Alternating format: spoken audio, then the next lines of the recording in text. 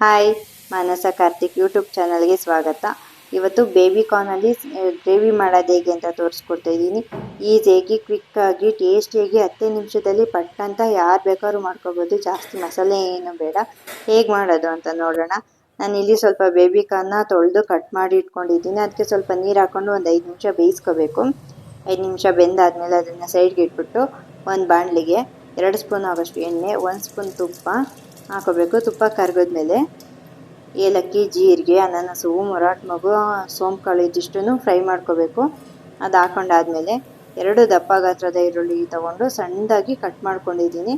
ಅದನ್ನು ಹಾಕ್ಕೊಂಡು ಚೆನ್ನಾಗಿ ಫ್ರೈ ಮಾಡ್ಕೋಬೇಕು. ಈರುಳ್ಳಿ ಸ್ವಲ್ಪ ಕಲರ್ ಚೇಂಜ್ ಆಗಬೇಕು, ಅಲ್ಲಿವರೆಗೂ ಫ್ರೈ ಮಾಡ್ಕೊಳ್ಳಿ. 2 ಹಸಿಮೆಣಸಿನ್ಕಾಯಿ ಸೇರಿಸ್ಕೊಳ್ತಾ ಇದ್ದೀನಿ. ಅದಾದಮೇಲೆ ಈರುಳ್ಳಿ ಸ್ವಲ್ಪ ಎಲ್ಲ ಕಲರ್ ಚೇಂಜ್ ಆಗಿದೆ. ಇವಾಗ 1 ಸ್ಪೂನ್ ಆಗೋಷ್ಟು ಶುಂಠಿ ಬೆಳ್ಳುಳ್ಳಿ ಪೇಸ್ಟ್ ಹಾಕೋತಾ ಇದ್ದೀನಿ. ಶುಂಠಿ ಬೆಳ್ಳುಳ್ಳಿ ಪೇಸ್ಟ್ ಹಸಿ ಸ್ಮೆಲ್ ಹೋಗಬೇಕು, ಅಲ್ಲಿವರೆಗೂ ಚೆನ್ನಾಗಿ ಫ್ರೈ ಮಾಡ್ಕೊಳ್ಳಿ. ಅದಾದಮೇಲೆ 2 ಟೊಮೊಟೊನ ರುಬ್ಕೊಂಡಿದ್ದೀನಿ ನಾನು.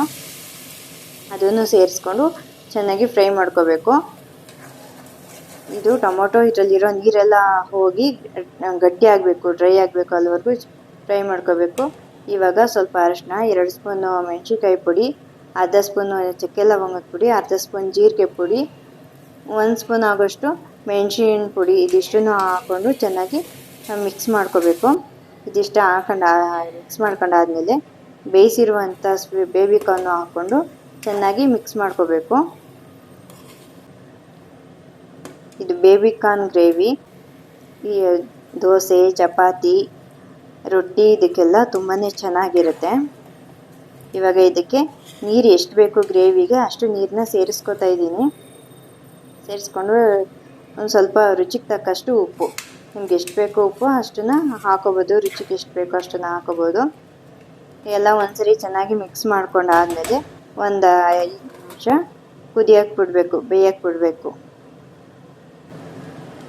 ಇವಾಗ 1 ಸ್ಪೂನ್ ಆಗೋಷ್ಟು ಧನಿಯಾ ಪುಡಿನ ಹಾಕ್ಕೊಂಡು ಚೆನ್ನಾಗಿ ಮಿಕ್ಸ್ ಮಾಡ್ತಾಯಿದ್ದೀನಿ. ಇದಾದಮೇಲೆ ನಾನು ಕಾಯಿ ಮತ್ತು ಗಸಗಸೆನ ರುಬ್ಕೊಂಡಿದ್ದೀನಿ, ಅದನ್ನು ಸೇರಿಸ್ಕೊತಾ ಇದ್ದೀನಿ. ಗ್ರೇವಿಗೆ ನೀವು ಗೋಡಂಬಿನೂ ಬೇಕಾದ್ರೆ ರುಬ್ಬಿ ಹಾಕೋಬೋದು. ಗೋಡಂಬಿನ ಹಾಕ್ಕೊಂಡ್ರೆ ಗ್ರೇವಿ ಕ್ರೀಮಿಯಾಗಿ, ಟೇಸ್ಟಿಯಾಗಿ ತುಂಬಾ ಚೆನ್ನಾಗಿ ಬರುತ್ತೆ. ಇಲ್ಲಾಂದರೆ ಸ್ಕಿಪ್ ಕೂಡ ಮಾಡ್ಕೋಬೋದು. ನಾನು ಕಾಯೆಲ್ಲ ರುಬ್ಕೊಂಡು ಹಾಕೊಂಡ್ಮೇಲೆ ಚೆನ್ನಾಗಿ ಮಿಕ್ಸ್ ಮಾಡ್ಕೊಂಡಿದ್ದೀನಿ. ಅದಾದಮೇಲೆ ಸ್ವಲ್ಪ ಕಸೂರಿ ಮೇಥಿನ 1 ಸ್ಪೂನ್ ಗರಂ ಮಸಾಲೆನ ಹಾಕ್ಕೊಂಡು ಚೆನ್ನಾಗಿ ಮಿಕ್ಸ್ ಮಾಡಿಕೊಂಡು ಒಂದು 2 ಸೆಕೆಂಡ್ ಬೇಯಿಸ್ಕೋಬೇಕು. ಇವಾಗ ಆಗಿದೆ ಇದು.